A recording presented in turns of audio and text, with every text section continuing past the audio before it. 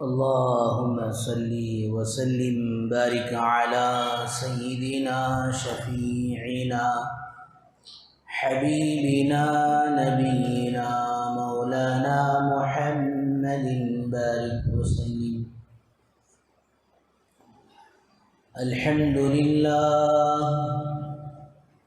الحمد لله نحمده ونستعينه ونستغفره ونؤمن به ونتوكل عليه ونعوذ بالله من شرور أنفسنا ومن سيئات أعمالنا. من يهده الله فلا مضل له ومن يضلله فلا هادي له. ونشهد أن لا إله إلا الله وحده لا شريك له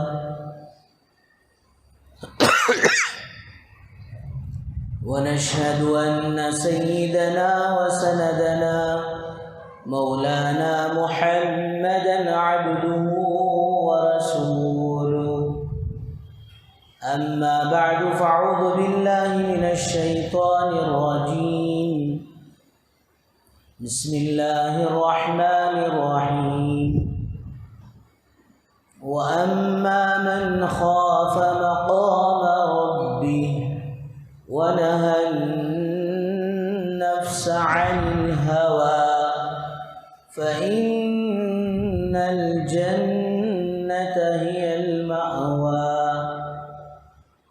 وقال رسول الله صلى الله عليه وسلم: لا يؤمن أحدكم حتى يكون هواه تبعا لما جئت به، أو كما قال عليه الصلاة والسلام. وقال رسول الله صلى الله عليه وسلم: اتق الله حيثما كنت، أو كما قال عليه الصلاة والسلام. رب اشرح لي صدري ويسر لي أمري واحلل عقدة من لساني يفقهوا قولي. اللهم صل على سيدنا محمد وعلى آل سيدنا محمد بارك وسلم في كلام أولنا. اللهم صل على سيدنا محمد وعلى آل سيدنا محمد بارك وسلم في أوسط كلامنا. اللهم صل على سيدنا محمد وعلى آل سيدنا محمد بارك وسلم في آخر كلامنا. بزرگان محترم و معزز سامعین کرام، اللہ جل جلالہ عم نوالہ کا احسان کرم فضل ہوا. اللہ پاک نے ہم سب کو اپنے گھر تک آنے کی توفیق نصیب فرمائی اور کچھ دین کی باتیں کہنے اور سننے کی توفیق و سعادت نصیب فرمائی. درود و سلام نازل و آقا مدنی تاجدار مدینہ احمد مجتبی محمد مصطفیٰ وجہ کائنات محسن انسانیت سرور کونین فخر دو عالم رحمت للعالمین محمد عربی صلی اللہ علیہ وسلم کے ذات عالی پر. بزرگان محترم، میں نے ابھی جو آپ کے سامنے قرآن مجید کی سورہ نازعات کی 3 آیتیں اور حدیث رسول صلی اللہ علیہ وسلم جو سنائی ہے، یہ اس بات کا خلاصہ ہے کہ ایک ایمان والا دنیا میں رہ کر جو زندگی گزارے وہ زندگی رب چاہی ہو، من چاہی نہ ہو، خواہشات نفس کے پیچھے نہ چلے، بلکہ اللہ کے احکامات اور رسول اکرم صلی اللہ علیہ وسلم کے سنتوں کے ساتھ زندگی گزارے۔ دین اور شریعت جس طرح چاہتی ہے اس طرح زندگی گزارے، تب جا کر انسان کی یہ دنیا کی زندگی چین و سکون والی، عزت راحت والی، برکت عافیت والی، اطمینان والی زندگی گزرے گی، اور پھر آخرت کا جو لامحدود مرحلہ ہے، کبھی ختم نہیں ہونے والا مرحلہ ہے، اس مرحلے میں بھی آدمی کی زندگی بن جائے گی، سنور جائے گی۔ اور سارے دین کا خلاصہ یہی ہے کہ آدمی ہر معاملے میں من چاہی چھوڑے، رب چاہی زندگی کو اختیار کرے، اور پھر رب چاہی جب زندگی ہوگی تو اللہ پاک قرآن میں فرماتے ہیں وَلَوْ أَنَّ أَهْلَ الْقُرَىٰ آمَنُوا وَاتَّقَوْا، اگر یقیناً یہ بستی والے لوگ ایمان لے آتے اور تقوی اختیار کرتے، لَفَتَحْنَا عَلَيْهِمْ بَرَكَاتٍ مِّنَ السَّمَاءِ وَالْأَرْضِ، تو اللہ فرماتے ہم ان کے لیے زمینوں سے بھی اور آسمانوں سے بھی برکت کے دروازے کھول دیتے ہیں۔ وَلَكِنْ كَذَّبُوا فَأَخَذْنَاهُمْ بِمَا كَانُوا يَكْسِبُونَ، لیکن انہوں نے یہ نہیں کیا، نہ ایمان لایا اور نہ تقوی اختیار کیا۔ وَلَكِنْ كَذَّبُوا، بلکہ ہماری آیتوں کے ساتھ انہوں نے جھٹلایا، ہماری آیتوں کے ساتھ انہوں نے روگردانی کی، نافرمانی کی، چہرہ موڑا، یعنی رب چاہی چھوڑ کر من چاہی زندگی گزارنے لگے۔ فَأَخَذْنَاهُمْ بِمَا كَانُوا يَكْسِبُونَ، اللہ کہتے ہیں کہ ہم نے ان کے کرتوتوں کی وجہ سے انہیں پکڑ لیا۔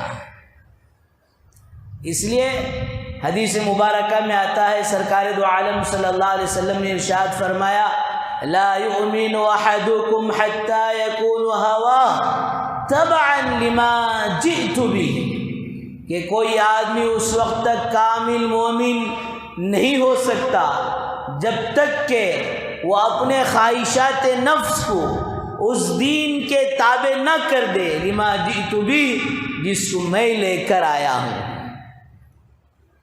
آج اللہ معاف فرمائے کہ ساری دنیا کے اندر مسلمانوں پر حالات، ایک دور تھا دنیاوی حالات، ایک دور وہ چل رہا ہے دینی حالات، مسلمانوں کے دین پر حملہ کیا جا رہا ہے، مسلمانوں کے دین کو مٹانے کی کوشش کی جا رہی ہے، اور مسلمانوں کے جو مسلم پرسنل لا ہے، ہمارے لا کے اندر رد و بدل کی کوشش کی جا رہی ہے۔ آخر یہ سب کیوں ہو رہا ہے میرے بزرگوں؟ اس کی بنیادی وجہ یہی ہے کہ ہم آج اللہ کے دین کو مضبوطی سے نہیں پکڑا، اللہ کے دین کو مقصد زندگی نہیں بنایا، اور ہر جگہ ہر معاملے میں اپنے نفس کو داخل کیا، اپنی خواہشات کو داخل کیا، رب چاہی چھوڑ کر من چاہی زندگی گزارنا مسلمان کا شیوا بنتا جا رہا ہے، مسلمان کا جو نعرہ بنتا جا رہا ہے۔ اللہ ہم سب کی حفاظت فرمائے۔ سرکار دو عالم صلی اللہ علیہ وسلم نے صاف ارشاد فرمایا کہ ایمان والا ہو ہی نہیں سکتا جب تک کہ اس کی مرضیات میرے دین کے تابع نہ ہو جائے۔ اس حدیث کو رکھ کر، اور بزرگوں دوستوں ایک اپنی زندگی کو رکھ کر دیکھیں کہ کہاں تک آج ہم اللہ کے نبی صلی اللہ علیہ وسلم کی سنتوں کی اتباع کے ساتھ زندگی گزار رہے ہیں۔ مختصر مجمع گزار لے تو اس سے عمومی فضا نہیں بنتی، عمومی اللہ کی طرف سے دوستوں نصرتوں کا، برکتوں کا، رحمتوں کا، اللہ کے وعدوں کا معاملہ نہیں ہو سکتا۔ ایک عمومی فضا دین کی، ایک عمومی فضا اللہ کے احکامات پر مر مٹنے کی، فرمایا جب بنے تب جا کر دوستو اللہ کی طرف سے مدد کے وعدے ہوں گے۔ ایک آدمی ایک موٹا گیہوں لینا ہے، ایک موٹے گیہوں میں پو حصہ گیہوں ہے، 25%، 75% دوستو وہ گیہوں کا بھوسا ہے، بھوسا، اب اس کی قیمت 100 روپے ہے، تو آدمی لینے کے لیے تیار نہیں ہوگا۔ اور ایک موٹا رکھا ہوا ہے، 50% گیہوں ہے، 50% دوستو بھوسا پڑا ہے، اب اسے کوئی خریدنے کے لیے کہے اس کی قیمت 150 روپے، فرمایا آدمی جلدی تیار نہیں ہوتا۔ اور ایک گیہوں کا موٹا ہے 100%، 100 کو 100 گیہوں ہی گیہوں ہے، اس میں بھوسا نہیں ہے، اس کی قیمت آدمی 200 لگا لے، 500 لگا لے، لینے کے لیے تیار ہو جائے گا۔ تو حضرات علماء نے مثال دے کر فرمایا یہ گیہوں کا موٹا صحابہ کی زندگی کا موٹا ہے جو 100% دوستو گیہوں ہی گیہوں تھا، فرمایا اسے ہر کوئی خریدنے کے لیے تیار۔ پھر اس کے بعد کا دور 50% کا، آج اللہ حفاظت فرمائے 25% گیہوں، 75% خواہشات نفسانیہ، من چاہی رب چاہی چھوڑ کر زندگی، اسے کوئی لائک کرنے کے لیے تیار نہیں۔ آج زمانہ لائک اور شیئر کرنے کا، کون تی بھی کیا تی بھی رتی دال دالیا، کبھی اسے پہلے فکر ہی نہیں ہوتی اے اللہ میرے اس کام کو، میرے اس عمل کو، میرے اس محنت کو تو قبول کر لے، نہیں ہے وہ سب نہیں، ہر کوئی تشکیل لائک کرو ویڈیو کو، شیئر کرو، لائک کرو شیئر کرو۔ آج ہمارا حال یہ ہے کہ نہ تو ہمیں کوئی لائک کرنے کے لیے تیار، نہ تو دوستوں کوئی ہمیں شیئر کرنے کے لیے تیار۔ اللہ کے نبی سرکار دو عالم صلی اللہ علیہ وسلم موقع با موقع امت کا علاج فرمایا، آپ ماہر نباز تھے، امت کی بیماریوں کو پہچانتے تھے۔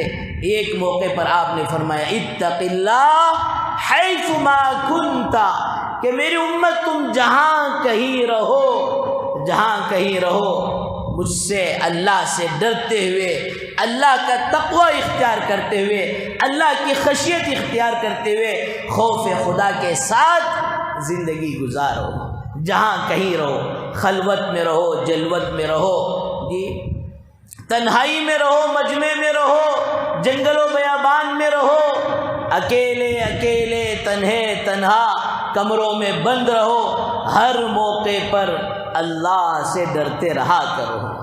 ایک واحد علاج ہے کہ جس کی موت سدھر جائے، جس کی قبر بن جائے، جنت کا باغ بن جائے، جس کی موت آسانی سے نکل جائے، فرمایا پل صراط کا راستہ اس کے لیے آسان ہو، حشر کا راستہ اس کے لیے آسان ہو۔ تو دوستو ان ساری چیزوں کا خلاصہ یہ ہے کہ ایک ایمان والا من چاہی زندگی چھوڑ کر رب چاہی زندگی گزارے، تقوی کے ساتھ زندگی گزارے۔ حضرت یوسف علیہ السلام کو مراحل ہی مراحل تھے، بلانے والی کوئی راستہ چلنے والی عورت نہیں تھی جو آج کی طرح SMS کر کر یا انسٹاگرام کے ذریعے سے اور کسی طرح سے بلالی بن کر بلا لی ہو۔ دیوانے انگ کو دوا ہے کہتے، بلالے انگ کو دوا نہیں ہے۔ اب اس کی وجہ سے یہ سب کچھ بھول کر اس کے پیچھے پڑ رہا ہے، ایسا نہیں تھا۔ بلانے والے عزیز مصر تھی، اور جہاں بلائی وہ کوئی فٹ پاتھ نہیں تھا، پارک نہیں تھا، بلکہ بند کمرے تھے، 7 دروازے، تالا لگا ہوا تھا، اور فرمایا اس موقع پر کوئی دیکھنے والا نہیں تھا۔ قالت ہیت لک یوسف، برائی کے ارادے سے آ جاؤ، آ جاؤ، قدم بڑھا لو۔ حضرت یوسف علیہ السلام کہہ رہے ہیں قال معاذ اللہ، ہرگز ایسا نہیں کر سکتا، میں تو اللہ کی پناہ چاہتا ہوں۔ میرے بزرگوں دوستوں، یہی وہ اعمال ہیں تقوی کے جس سے اللہ پاک دنیا میں خیر و برکتیں، راحتیں، عزتیں دیں گے اور آخرت کا مسئلہ حل کریں گے۔ بخاری شریف میں سرکار دو عالم صلی اللہ علیہ وسلم نے اس حدیث کو بتایا ہے جس کو امام بخاری رحمۃ اللہ علیہ نے حدیث الغار کے نام سے ذکر کیا کہ 3 آدمی جا رہے ہیں، بارش ہوئی، اپنے آپ کو پناہ دینے کے لیے غار میں گئے اور ہوا اتنی تیز چلی کہ غار کا دروازہ بند۔ اب وہ زمانہ آن لائن کا نہیں تھا، موبائل کا نہیں تھا کہ کسی جو ہے کارپوریشن والوں کو یا پھر حکومت والوں کو، گھر والوں کو اطلاع دیتے، نہیں، اب صرف وہاں خدا کی لائن تھی، اللہ کی لائن تھی کہ اللہ کو اپنے اعمال سناؤ اور پھر اس مشکل سے، مصیبت سے نجات پاؤ۔ تو تینوں نے مشورہ کیا، بھائی یہ غار کو ہم اپنے ہاتھوں سے ڈھکل کر کھسا نہیں سکتے، جی اب ایک سبب یہی ہے کہ ہر ایک اپنی اپنی نیکی اللہ کو سنائے۔ تو پہلا آدمی کھڑا ہوا، اللہ تو جانتا ہے میری روز مرہ کی، جی روزانہ میری عادت تھی کہ میں بکریوں کو چرا کر آتا اور اس میں سے دودھ نکال کر پہلے اپنے ماں باپ کو پلاتا، اس کے بعد بیوی بچوں کو پلاتا۔ ایک مرتبہ اللہ جاتے جاتے دیر ہو گئی، دور چلا گیا، واپس جب آیا تو والدین میرے ماں باپ سو چکے تھے۔ اب دودھ لے کر ماں باپ کی خدمت میں جاؤں تو جانے کے بعد کیا دیکھتا ہوں کہ گہری نیند میں ہے، جگاؤں تو نیند خراب ہوگی اور دل نہیں چاہ رہا کہ ماں باپ سے پہلے اپنے بچوں کو پلاؤں۔ چھوٹے چھوٹے بچے ابا دودھ کہہ رہے ہیں، نہیں پہلے میرے ماں باپ کا جی مقام مرتبہ ہے، درجہ ہے، ان کی خدمت کروں، بعد میں بچوں تمہیں پلاؤں۔ میرے بزرگوں دوستو، ان ماں باپ کی قدر کرو، ان پر محبت کی نگاہ ڈالو، حج مقبول، حج مبرور کا ثواب، اور بالخصوص اس ناگہانی کے دور میں جب یہ بڑھاپے کو پہنچ جائیں اور ان کے عقلیں جی مان پڑنے لگیں، ان کے عقلوں میں، ان کے فطور میں کمی آ جائے، اس موقع پر ان کی ناگہانی کو اور ان کی ناپسندیدہ چیزوں کو خوشی خوشی برداشت کرو۔ دنیا کی اور نعمتیں جانے کے بعد دوبارہ ملیں گی، لیکن ماں باپ دنیا سے جانے کے بعد دوبارہ نہیں مل سکتے۔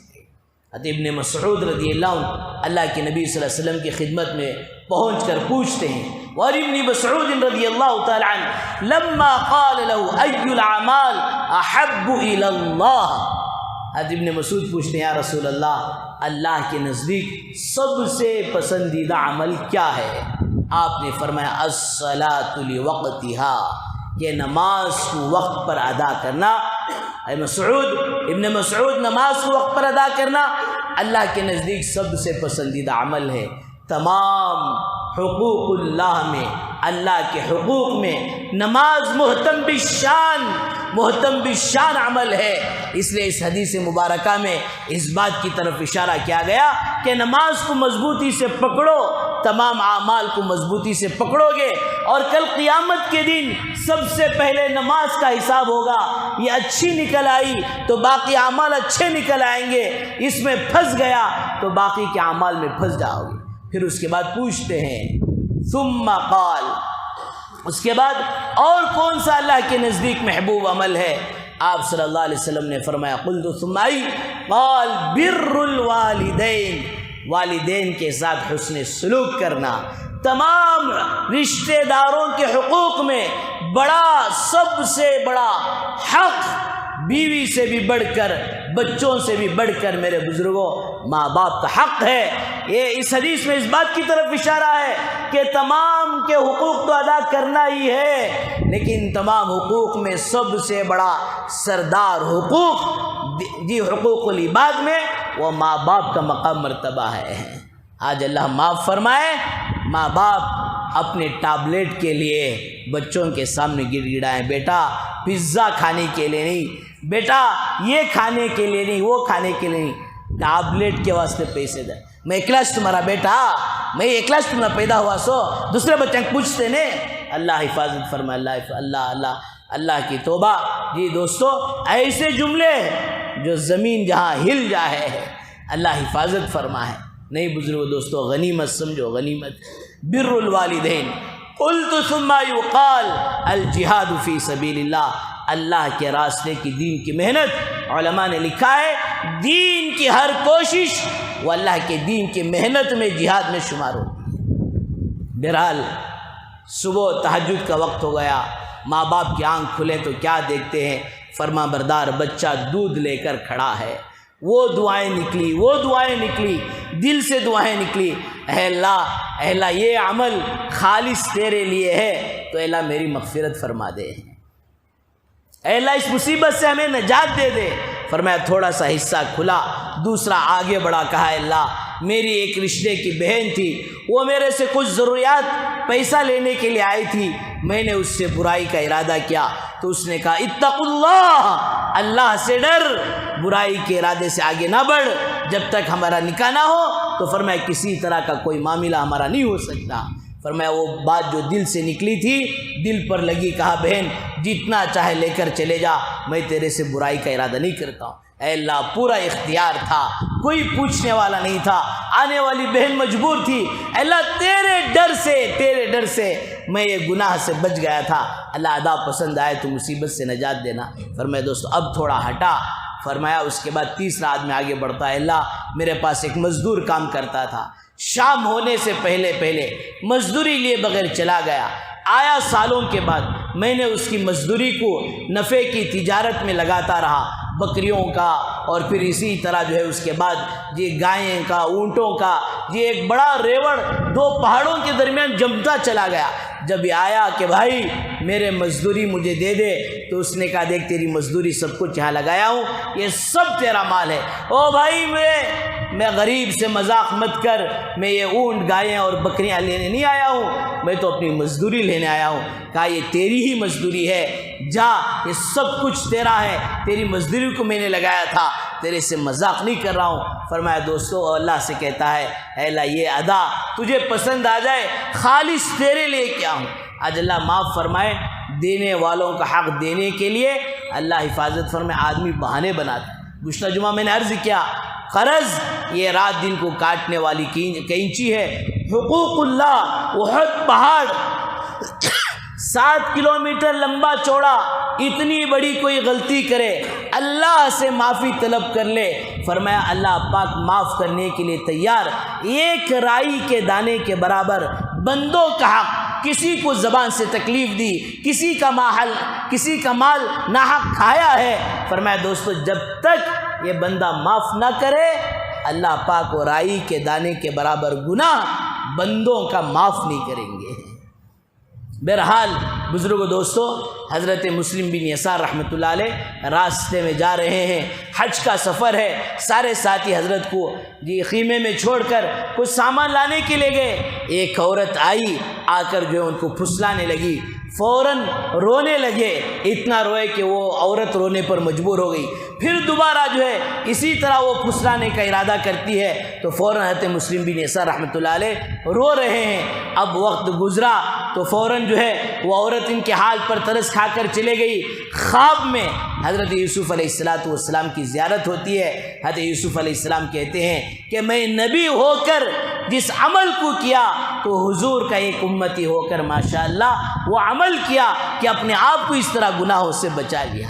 اتقوا اللہ حیث ما کنت، یہی زندگی اللہ کو پسند ہے۔ وَأَمَّا مَنْ خَافَ مَقَامَ رَبِّ وَنَهَى النَّفْسَ عَنِ الْهَوَىٰ فَإِنَّ الْجَنَّةَ هِيَ الْمَأْوَىٰ، کہ جو خدا کے سامنے کھڑے ہونے سے ڈرے اور اپنے نفس کو خواہشات سے روک لے تو اللہ کہتے ہیں فَإِنَّ الْجَنَّةَ هِيَ الْمَأْوَىٰ۔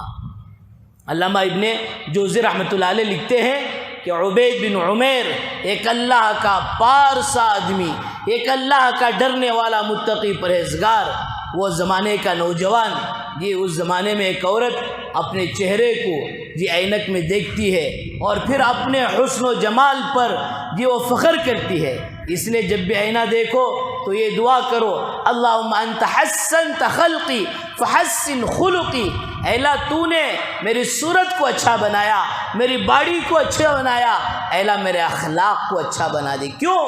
اس لیے کہ یہ باڈی، یہ چہرہ قبر کے حوالے، کیڑوں کے حوالے، مکڑوں کے حوالے، سام بچھو کے حوالے، فرمایا اس پر اللہ پاک نظر نہیں کرتے، اللہ پاک تو دل کو دیکھتے ہیں، اللہ تعالیٰ مال کو نہیں دیکھتے، اعمال کو دیکھتے ہیں۔ اللہم انت حسنت خلقی فحسن خلقی، اے اللہ یہ چہرہ اچھا بنایا، اخلاق بھی اچھے بنا دے، میرے کیریکٹر کو بھی اچھے بنا دے، میرے اخلاق کو اچھے بنا دے۔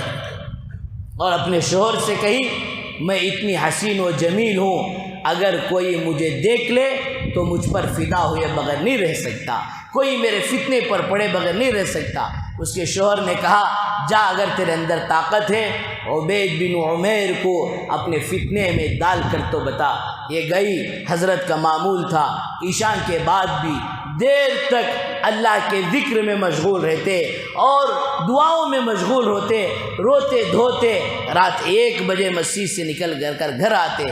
اب یہ راستے میں پڑی، بیچ میں اپنا نقاب ہٹایا اور کہا عبید ایک جھلک میری طرف دیکھو اور پھر دیکھنا میرے حسن و جمال کا کمال۔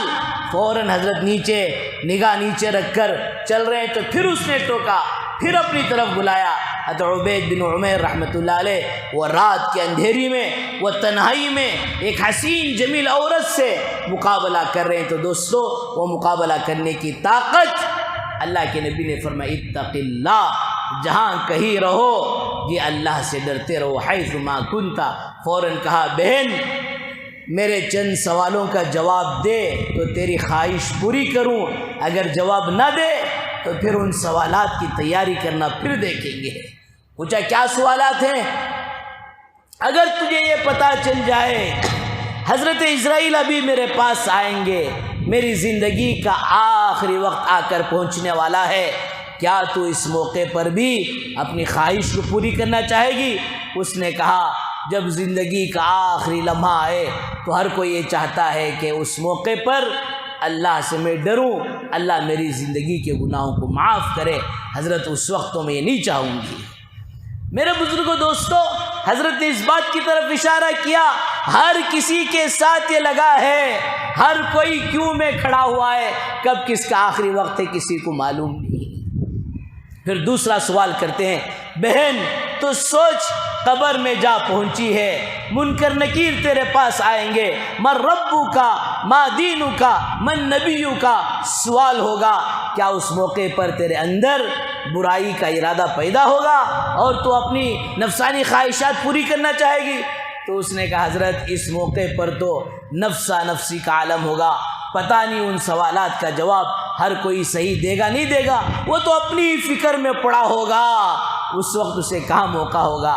تیسرا سوال کرتے ہیں بہن سوچ میدان حشر قائم ہے اور جس کا نام اعمال سیدھے ہاتھ میں مل گیا وہ تو کامیاب ہے، اللہ نہ کرے بائیں ہاتھ میں چلا گیا۔ فَأَمَّا مَنْ أُوتِيَ كِتَابَهُ بِالشِّمَالِ فَيَقُولُ يَا لَيْتَنِي لَمْ أُوتَ كِتَابِيَهْ وَلَمْ أَدْرِ مَا حِسَابِيَهْ يَا لَيْتَهَا كَانَتِ الْقَاضِيَةَ مَا أَغْنَى عَنِّي مَالِيَهْ هَلَكَ عَنِّي سُلْطَانِيَهْ۔ جس کا نام اعمال بائیں ہاتھ میں چلے جائے وہ تو تمنا کرے گا لَمْ أُوتَ كِتَابِيَهْ، یہ کتاب مجھے ملتی ہی نہ ہوتی تو کتنا اچھا ہوتا۔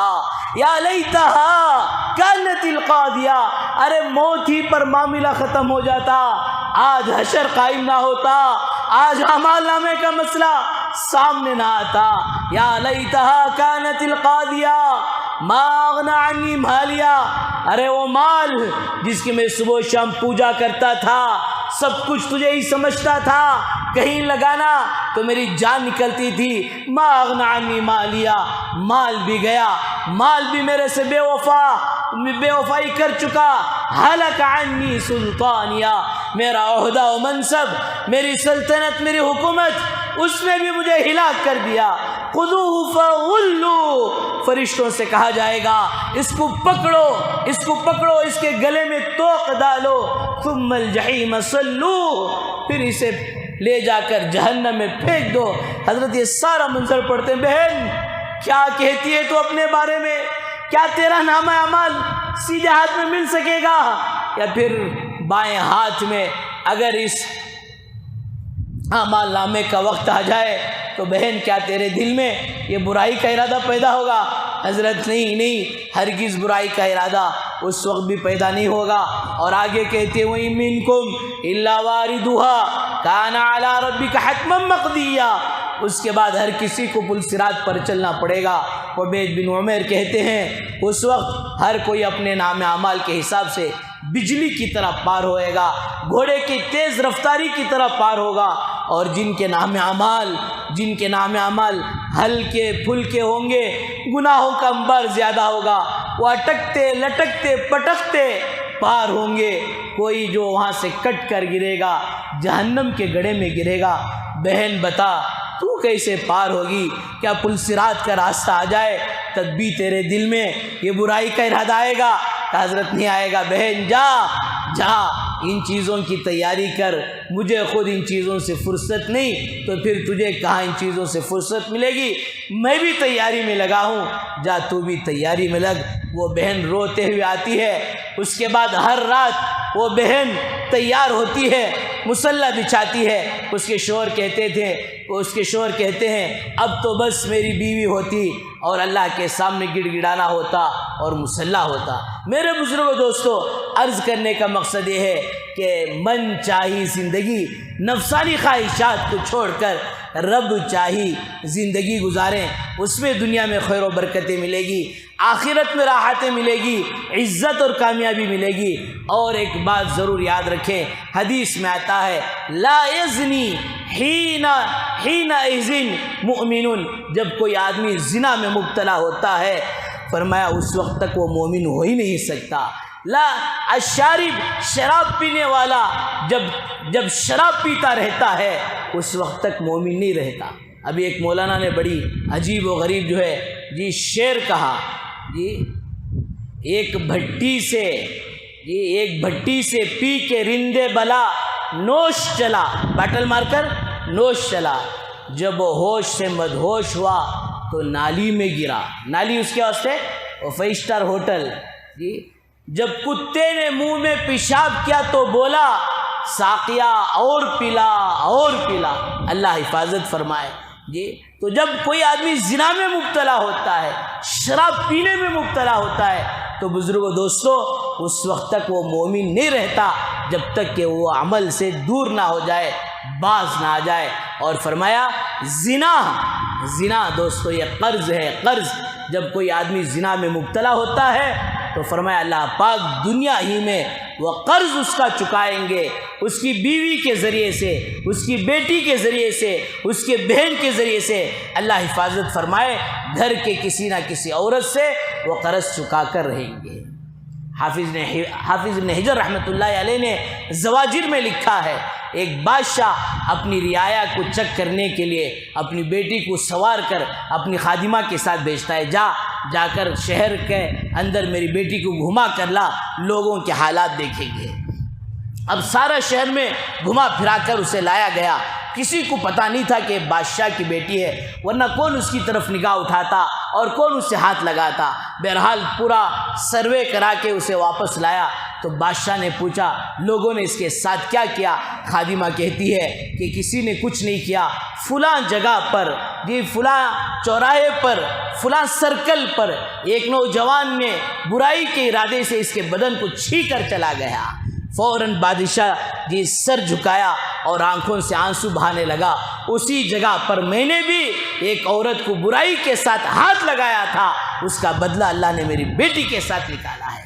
تو میرے بزرگوں دوستو، زنا ایسا نہیں کہ کسی گندے کام میں مبتلا ہوتے ہوں، فرمایا آنکھوں کا غلط استعمال آنکھوں کا زنا ہے، کانوں کا غلط استعمال کانوں کا زنا ہے، زبان کا غلط استعمال۔